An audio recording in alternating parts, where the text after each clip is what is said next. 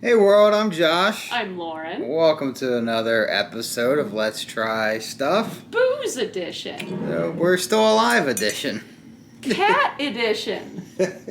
Myrtle edition. All right, Bye. we are trying the Blade and Bow bourbon. It is from the Stitzel Weller distillery, established in 1935. I'm assuming that's the same Weller of Weller whiskey fame, Weller bourbon.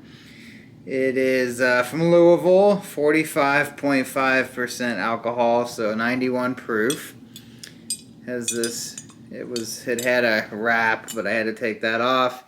It's got a key on a string. It does feel like it actually is metal, which is kind of cool, I guess. That's the bottle. And I'll read it to you while Lauren's tasting. It says, inspired by the historic Stitzel Weller Distillery, established 1935 in Louisville, Kentucky, renowned home of the world's finest bourbons. Crafted with carefully selected straight bourbon whiskeys, including the last remaining bourbon ever produced at the Stitzel Weller Distillery. It says, it's confusing. Number 3 over here, matured using the rigorous Solera aging method, preserving our rarest whiskey stocks and the spirit of Stitzel Weller.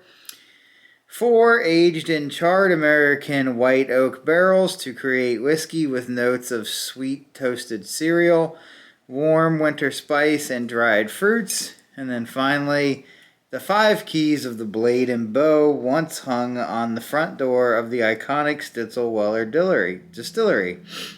These heavy brass keys represented the 5 steps of crafting bourbon and symbolized the art of making the world's finest whiskeys. So there's the little key, if that would focus, and the bottle. All right, I'm going to smell it. You can talk.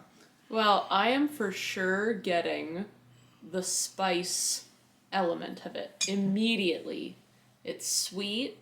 It is a little bit smoky, but it is very spice forward.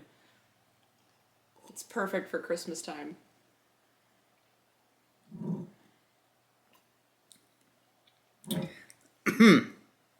I would say, like, you could definitely tell it's a little heavy, higher proof. Right off the bat on the nose, it's like a shortbread smell.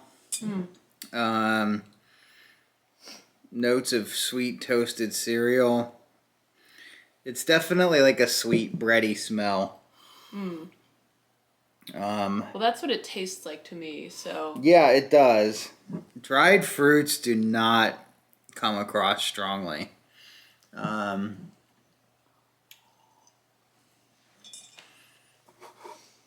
I mean, if you're I'm thinking gonna add some about ice. it... Spill it. In terms of that's a great freeze frame. You should zoom in on that and then make that the thumbnail. It's just me going like, but yeah, in the way that it's like one of those Christmas breads. You mean like a fruitcake? Yeah.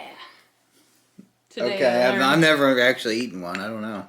I mean, this is like a good whiskey version of that. Definitely. See, I don't. There's not a lot of fruitiness in there for me. I can't tell if it's spice or that it's kind of alcohol forward. Like, it feels like there's a spiciness element, but there's also a fair bit of burn from the alcohol. I'm getting that too, but I'm getting very specifically like rum cake flavor kind of deal. I could see the spices from that, the way it tastes. I just don't. I don't taste the fruitiness. That's fair. I'm not saying it's not there. I just don't taste it. Yeah, we're just tasting different things, but overall I think we're agreeing that it's got the sweetness to it. Yeah. It's got the juice. Can I taste you? I was doing Corn Kid. You're doing Howard Stern. Can't help it.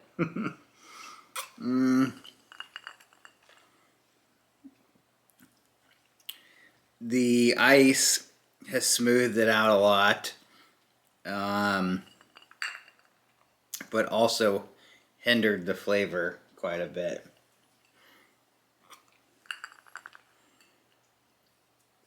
Not very oily. No.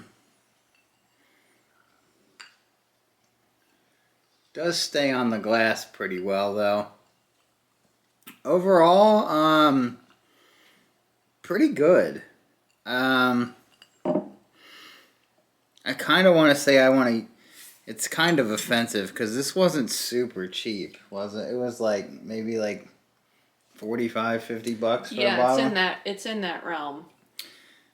But I think I'd like it in cocktails more than on its own. Right, and for that price, you might as well get something cheaper. If you're using it in cocktails, yeah. But if you're just gonna drink it on its own and this is the flavor profile that you're for, you'll really like this. No, it's not at all bad. No. And it's definitely got to have a lot of fans out there. I just don't get the fruitiness. It is very sweet, shortbread, and there's our spices. I almost want to have it watered down a little bit. I think it would actually be better if it wasn't quite as alcohol forward. I agree. And honestly, my preference is for things that are smokier than this.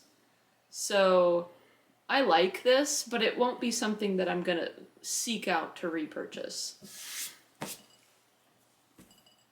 There aren't a lot of liquors that are supposed to be smoky, like mezcal, so I don't, or scotch, obviously.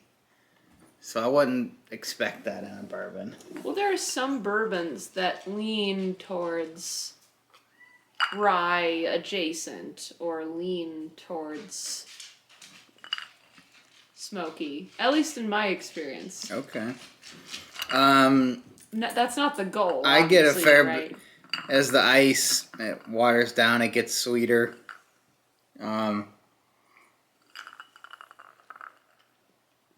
But you lose a lot of the spiciness.